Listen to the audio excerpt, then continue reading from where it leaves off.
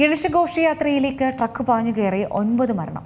കർണാടകയിലെ ഹസനിലാണ് ഗണേശ നിമജ്ജന ഘോഷയാത്രയ്ക്കിടെ ട്രക്ക് പാഞ്ഞു കയറി അപകടമുണ്ടായത്. 29 പേർക്ക് പരിക്കേറ്റു.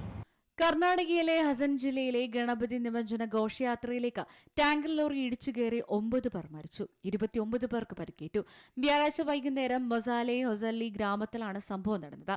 ദേശീയപാത 373 റോഡിൽ എതിർ ദിശയിൽ നിന്ന് വരികയായിരുന്ന ബൈക്കിനെ ഒഴിവാക്കാൻ ശ്രമിക്കുന്നതിനിടെയാണ് സംഭവം നടന്നത്. ഘോഷയാത്രയുമായി ബന്ധപ്പെട്ട് DJ ഡാൻസ് ഉണ്ടായിരുന്നു. ഇതിനൊപ്പം റോഡിലൂടെ ആളുകൾ ഡാൻസ് കളിച്ച് നടന്നു പോവുകയായിരുന്നു. ഈ സമയത്താണ് അപകടമുണ്ടായത്. പരിക്കേറ്റ ഡ്രൈവറെ കസ്റ്റഡിയിലെടുത്തതായി ഹസൻ SP അറിയിച്ചിട്ടുണ്ട്. മരിച്ച 9 പേരിൽ 4 പേർ വിദ്യാർത്ഥികളാണ്. ചികിത്സയിലുള്ള 29 പേരിൽ 15 പേരും വിദ്യാർത്ഥികളാണ്. ഇതിനിടെ അപകടത്തിൽ പ്രതികരണവുമായി പ്രധാനമന്ത്രി നരേന്ദ്രമോദി രംഗത്തെത്തി.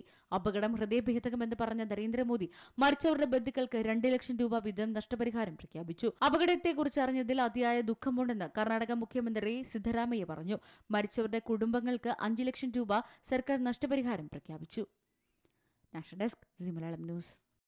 ഏറ്റവും പുതിയ വാർത്തകളും വിശേഷങ്ങളും വിരൽ തുമ്പിലറിയാൻ സി മലയാളം ന്യൂസ് എല്ലാ ഡിജിറ്റൽ പ്ലാറ്റ്ഫോമുകളിലും ലഭ്യം.